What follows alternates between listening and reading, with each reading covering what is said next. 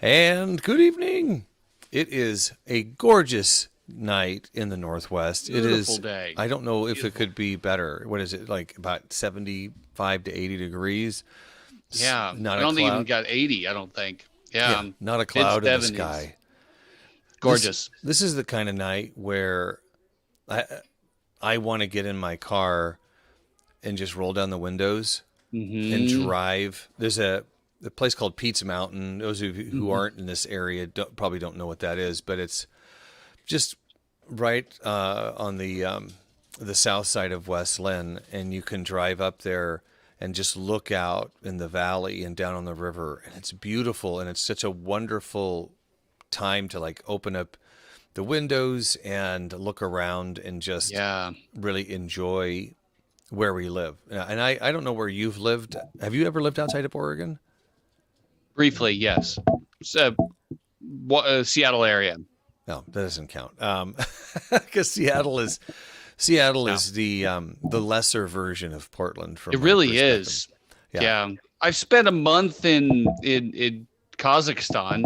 That's a little bit like that, but no, not really. Wow. Okay. Well, by the way, this is after service. This is Oh, hi. hi. Yeah, I'm Joe, the worship leader, and this is I'm Brian. Brian, the pastor. Yeah. And we're going to talk about the outside of the banter, which we're going to continue here in a moment. But yeah, this is where we talk about the message from Sunday and we answer questions. And I'm actually going to take a moment right now to make sure that I can see the who's signed on. So if anybody has any questions or comments as we're going through, happy to hear those. And but anyway, so coming back to that, I lived in Seattle area. I've lived in Wyoming and Nebraska and Oregon, and I Hmm. worked on cruise ships for a couple of years, which meant that So I you've went all really over. experienced. Yeah. And it's and Vanessa lived in Houston, and I sailed out of Houston. I mean, she grew up in Houston area, and it's really hard to beat living here It's outside really of nice here. the odd people, you know. Yeah. The weather's so good. It's mild. It's 6 months of the year is perfect. Yeah. The other 6 months it rains a little too much. That's about it. And every once in a while you have 10 days with no power because it's so hot. So because you have an ice storm. So But Texas was out of power for how long? I actually don't know. I don't know. It was a long time. Long time. We're still waiting for YouTube to connect, by the way. I just want to throw that out there. Hmm. But they'll get there. YouTube. They'll get there. Yeah. They'll get there. So Yeah, anyway, I'm so grateful to live where we live. And it's really, when people talk about, oh, I'm going to move, I have a good friend from grade school, and he will move wherever the job is. And he lived in North Carolina, and he's lived in Utah, and he doesn't mind traveling to, I mean, not just traveling, but moving. And my mhm. dad did the same thing every 3 years. Like, oh, there's a promotion, we're going to move the family. Hmm. Vanessa and we've already agreed that they're going to drag our bodies out of this house because we just love this area, and I hate Mhm. moving. I really hate it. Yeah. Yeah. But you're Anyway, gonna go camping in a couple of days. That'll be good. I'm glad you're getting some time off. I hope it happens. I took it. Yeah, you could probably tell me about that more later if you want. I don't know why it wouldn't happen, I'll just tell but you very briefly. I promise, very briefly. We're 5 minutes in. I had made an appointment to get the hitch installed on the car oh no. for yesterday, and I showed up, and they said, "You don't have an appointment." I'm like, "Yes, I do," and I showed them my phone, and they're like, "Doesn't matter. We don't have the parts." And they looked like, "Oh no, you're scheduled for the 25th," and nobody called. There was no notice, and it was like, really. However, our mechanic has become a really good friend. And I called him. I'm like, I don't know what to do about this. And he's like, call these people. They should be able to take care of you. So I called, and it looks like we're going to get the hitch installed in time for us to go camping. And I'll tell you the reason that I really care as much as anything is because my mom's going with us. And I'm really looking forward to going camping with my mom, Yeah. So there you go. That's really significant. Yay. Yeah. So I really hope it works out. Yeah. It feels like all these barriers pop up. The place we were going to go camping said they couldn't take us after all. We had to find another place last minute. There's a part of me that's going, God, are you trying to tell us that this is not a good time to go camping? So we'll see. Anyway, there you go. There's my story. We're 6 minutes in, and I apologize to everybody who's watching, who's like, what is this thing? But how about our elevator speech? Tell us about the message this week. It's the healing of a man. Jesus heals a man who is both deaf, and because he's deaf, he can't talk very well. They're Gentiles, so they're not part of the racial group that was thought of as God's people. And Jesus heals this man, and people go, "This is amazing." That's the story. It's really simple. It's a simple story of Jesus getting down to a person's level that the person can understand, and in compassion, and setting him free, restoring him. And the response is worship. And it's just a simple response to Jesus restoring us, and we should be worshiping. That's it. And I asked, so how are you worshiping? How's your response to Jesus? Yeah. I really appreciated how you pivoted that in a way, as you just mentioned, to how are you worshiping? And remember on Sunday, there was something that I wanted to talk to you about. I just, this moment, remembered what it is. Oh, good. One of the analogies that you used, and you've used it before, is the idea that, like at a sporting event, yes, when your favorite team is playing and they win, that your response is almost this uncontrollable enthusiasm and a verbal outburst, and oftentimes a very physical response to that. And as you were describing that, and I really appreciate that analogy, one thing dawned on me that I hadn't really thought about before, and that is our response is a direct correlation to the criticality of our perceived criticality of that moment. If it's a big game, we ramp up and our response is really big. If it's something that's kind of inconsequential, we're like, oh man, or that's cool. Yeah, we should have beat that team. It's an exhibition game. So what? Right. But if it's the Super Bowl, or the NBA, the Game 7 of the NBA Finals, well, it's like that's different. What? And if it was your son in there versus just some random player, right, and even there's little things like, and I'll tell you because he's right over here. I don't know if he's paying any attention. He's probably not. But like Sam's been working really hard at passing and shooting with his left hand. He's a right-handed kid, but it's something that's important to be able to do in lacrosse and in basketball and a lot of other sports. And I watched a game, and in this game, he caught a pass and he scored a goal with his left hand. And for a lot of other people, their kids are scoring goals, and they're doing a lot of other things. But for me, I recognized that this was significant. And I was the coach that day, as I am a lot of games, and I had to suppress my emotion because it wouldn't be appropriate for me to start crying at something like that. But that's how I felt. Yeah. Right.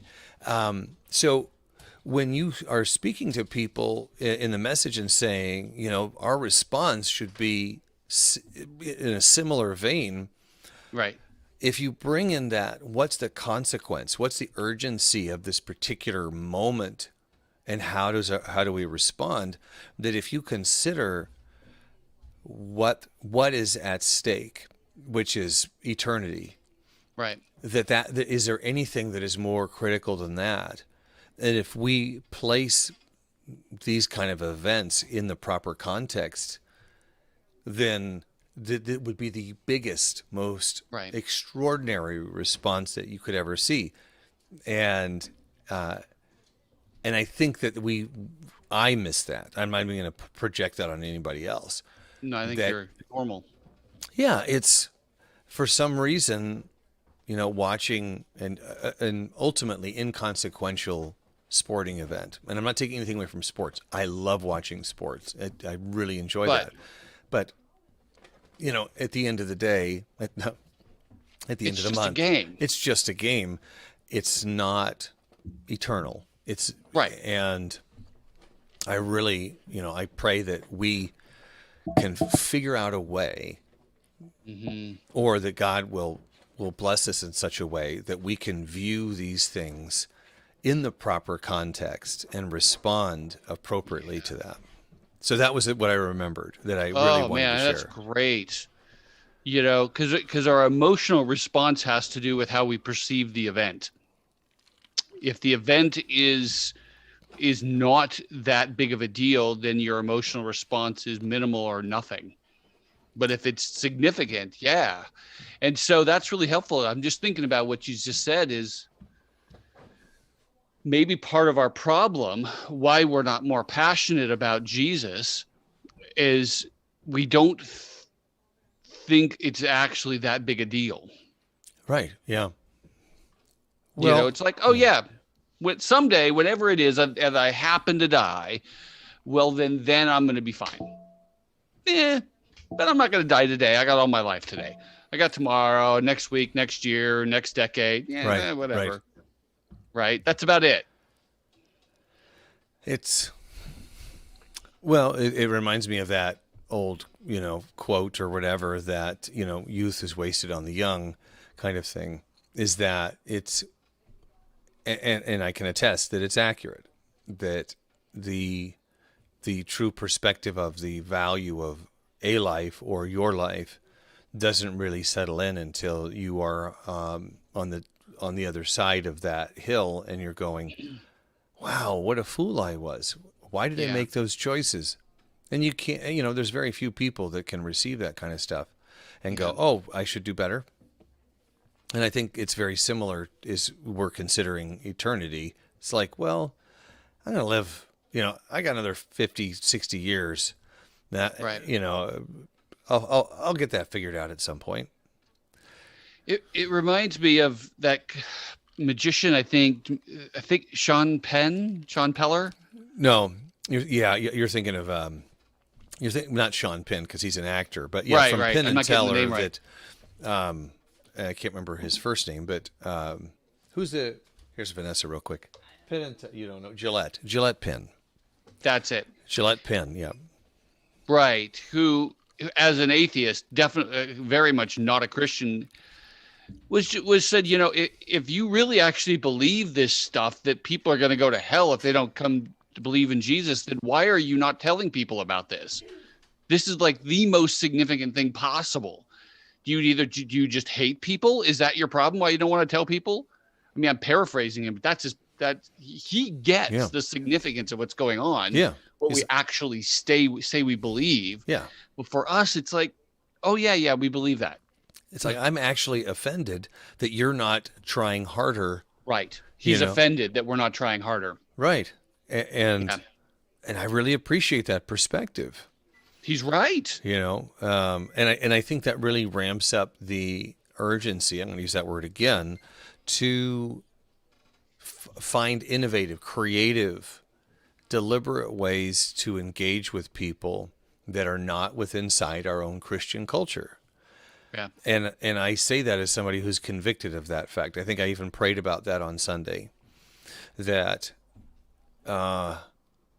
it's really altogether too easy to become complacent and think, why aren't they coming to me? Oh, hey, Jake Reardon's. Is it? I'm gonna, yeah, he's on. Reorder. Hey, Jake. Is it Reardon or Riordan? Could you spell that phonetically for me, Jake, so that I don't screw it up? But Jake says Benjamin Franklin was an atheist, but still said we need God. Yeah. Yeah. Thanks, Jake. Yeah. Yeah. I'm sitting here thinking about that. It's like, how do you get more, how do you realize it's more significant when it's so commonplace? Yeah. I don't know. Because if it was, then so many things would fall into place. You would sacrifice willingly. You would give willingly, both of your money, but your time and your efforts. But we're so distracted and we're so caught up in now. And I don't have an answer, even in my own life. How do I get more passionate? How do I see the more significance in it? Yeah. And that's the question of the text to me. And that's really why I felt so convicted of late, of just, am I doing this? Am I really, if I place this in the proper perspective, and am I really a poor steward of the gifts and the blessings that you've provided in terms of what you're asking? It's so Jake, it's Reardon. So I'm telling you that because you mispronounced it. I have. I pronounced it like the author. Yeah. But anyway. Yeah. So I mean that's what we're wrestling with. Is it's just a simple story of Jesus doing this amazing thing for this man, and the people of the time recognized how amazing it was, and we read it and go,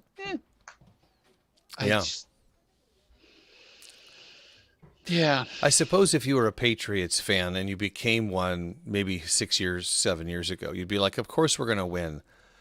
Right. You know, I apologize for coming back to sports analogies, but I'm sure but Tom at church from Dallas would be like, either, and for the Steelers and the Cowboys in the late 70s, it was just like, well, one of those two is going to win the Super Bowl or going to be battling for that, and you take it for granted because it's there. Right. That's what your experience is. And when you grow up and you know that your experience is that you're saved, you're not part of that generation prior to Jesus that was like, we really messed up. How do we get back into God's good grace? Mm-hmm. That Jesus was both, compelling and also countercultural at the same time. And we don't have that perspective, and we really have to work really hard for that. We really do. I wanted to ask. Oh, go ahead. I'm sorry. Go ahead. Well, no. I was going to pivot too. So go ahead. I wanted to ask you about saliva, because I know it's a strange thing for people who weren't there on Sunday. You're like, oh, Jesus got put saliva on the man's tongue, didn't he? Yeah. He spit into dirt, created mud, and then smeared it on his eyes. That's somebody else. That's the next one. Oh, I'm sorry. Okay. The next one's about, in 2 weeks. That's blind man, but yes, he makes mud and puts it on his eyes. This one, he just does that, and then like this with his finger and touches his tongue. Very weird. It's very weird. There's no instance in the whole Bible where Jesus does this. And some would say, well, it's magic. No, he's connecting with it. He's saying, this is what I'm fixing. This is what I'm fixing. Right. But why saliva? Why did he do that? The best thing we can think of is, at the time, people believed it had healing properties. Yeah. There's whole treatises by Greek physicians on the subject, which is obviously wrong. But the best thing we can think of is maybe it was just, I'm trying to make a clear connection with you. Yeah. That I'm giving you something. That's the best I got. Well, and Jesus, with the perspective of outside of time, would recognize that for the people who are witnessing this, that this had meaning, had power, there was something behind that. And so that it was let me speak to you in a way that I think will connect with you in your culture, in your current understanding. Right. Yeah. Yeah, because how else is he going to communicate to the man he's going to heal? He can't hear him. He probably doesn't understand language because they wouldn't have taught him any language. They're not going to teach him how to read. They think he's stupid, which he's not, of course. So he can't understand anything. So that makes sense. Yeah. And Spit. yeah, and what makes me sad, and I'm going to suppress my tendency to get emotional, is the marginalization of an individual by society, and how Jesus says, I don't care. This is somebody that I care about and I want to take care of. Right. He pulled him away from the crowd because he didn't want him to be a spectacle, Yeah, which he was. right. And, you could elevate it. You could make a big show of it. I can personally relate to not wanting to be a spectacle, not wanting to be a center of attention, especially when I am struggling with something. I don't need people to, it's like counseling. I don't invite people to a counseling session. I don't need you to see me working through my stuff. And I can appreciate that Jesus pulled him aside and took care of that. The kindness. Right. I mean, the empathy, like Empathy. you've already been subject to, a verbal abuse, insults, all these kinds of things. Yep. Would you want, like, let's say like in a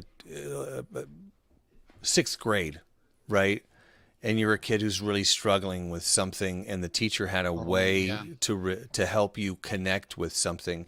Would you want everybody in the class to see the teacher help you with that, and for you to make that connection? No, because the class isn't necessarily going to appreciate what the teacher has done. They'll just see that somebody is broken, finally not broken. They don't. They're not going to see the miracle in that. Or how much was he teased? This man teased. Oh, yeah. And they probably threw him in front of Jesus, like, here, hey, bet you can't fix this guy. Yeah. Here's a worst case scenario. He's really messed up. Try that guy. Yeah. Well, and then they're amazed that he can, but it's, from that person's perspective, the kindness, the gentleness, the compassion to communicate at a level that he could get. We miss that when we just run past this section. Yeah. So people heard me say this a lot, but I continue to be astounded at the richness of the Gospels and what you can uncover with a little bit of extra digging, in those things. This connects with me because I was a kid who was bullied a lot. I have a hard time believing that, but okay. Oh no, You're amazing, Joe. I was bullied incessantly. Oh, I'm sorry. I remember a very specific time during the summer at the school, hanging out with some like my siblings, and then the girl who kind of watched us during the summer. And these kids just knew that they could get my goat. That's how my dad described it. Don't let them get your goat. If they know they can get your goat, they'll continue to do it. And they didn't do anything specific other than just make fun of me and chase me around a little bit. And because I responded in such a broad fashion, I would cry, I would run away, I get really upset. And because of that, I was a target for a lot of that stuff. And I was that flinchy kid, don't hit me kind of stuff. And that, from a bully perspective, or even not even specifically a bully, but just somebody who thought, well, that's kind of funny. Let's see if we can get that kid to flinch. It doesn't even have to come out of a place where they're specifically trying to hurt you, but where it's entertaining, and they don't necessarily even see it as unkind necessarily. It's more like, no, this is kind of funny. Who's getting hurt here? And so when I look at somebody like this who's blind and deaf and who becomes the subject of this, I definitely see myself there as somebody who really there's nothing wrong with me. I just was a kid who was really sensitive, and and became a target. I see that and I go, And so when Christ pulls him away, I'm like, thank you for doing that. Thank you Yeah. for making him, for healing him in such a way that he's not a spectacle. I really appreciate that. I just appreciate the kindness of there that Jesus, he gets down to your level. He'll communicate in a way that makes sense to you. Just, and that's why, and that's where I was going with that. It's just like, and how do you worship? How can you respond to such a kindness, and then the full restoration that he does? How that pictures how we're going to be fully and deeply restored.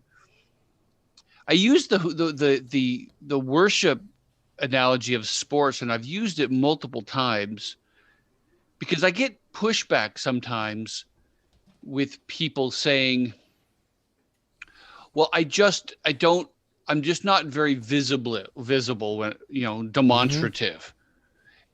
And I get that, but that's not normal. Well, I wonder. I really don't think it is. I'm sorry to interrupt. I wonder. I think there's a bit of a disconnect when you see somebody who is demonstrative during certain events, whether it's sports or a drag race or a concert, just something, where they're demonstrative. And then during a worship service, they're part of what I call the folded arm ministry, where, Right. But there are people who are just not demonstrative. And as a worship leader, I go, you respond how you need to respond. I can't read into that. Otherwise it becomes about me. Right. And I can't judge them for it. Yeah. What I'm trying to say is, even the least demonstrative, there's still something you can see visibly, even if it's a smile. Yeah. Yeah. That's what I'm getting at. Yeah. You're right. There is a spectrum that some people, that their demonstrative is just a smile, and some of them are, whoa, and both are okay. I think we should let yourself engage in all of your body and look at yourself. How would you act if something really good happened? What is your body doing in that moment? Some of these people who would say, I'm not demonstrative. Okay. Well, then look at yourself when something like, a granddaughter is born, or your sporting team wins, or something happens that you think is really good or bad. How are you demonstrably expressing your emotions in that moment? Let me give you an example that is very current, which is Lindsay's new baby girl was at church Sunday morning. What's her name? I'm sorry. I have already forgotten. Evelyn. Evelyn's there. And it's like a magnet to people, right? And their response to her is like very tactile. It's, like, I want to touch, I want to hold, I need to verbally respond to, right? And I think a lot of people can relate to that, different than sports. Here is a brand new baby, and I cannot help myself. I just want to experience this child in some form or fashion. And it's out of your mind, and it's completely within your heart and your body. It's like, oh, and for me, I like, oh, and I'm like, and then I saw her brother, and I'm like, I got to give him some love too, because he's left out a little bit. There's a comment from Jen. Maybe a misunderstanding of what is done in secret is better than showy, like in prayer.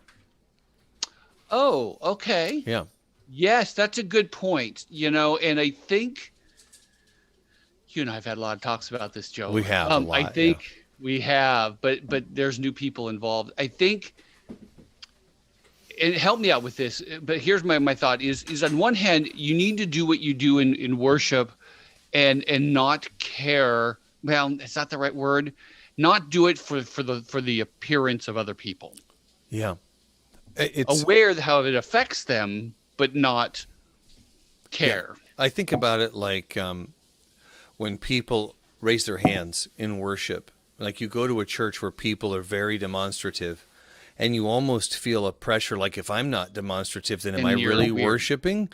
And so you feel pulled the other direction, where if you're at a church where they're not demonstrative, then you think, gosh, I really just want to raise my hands. I want to shout. I want to move. And you don't. It's very difficult because you feel pulled one way or the other. And I struggle with that.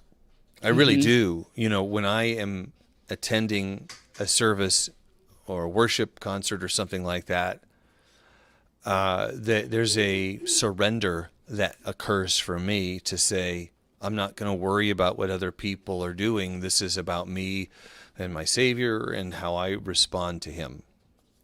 But I do know that there are people, because they feel, well, I don't know. I don't want to suggest that they have a specific motivation.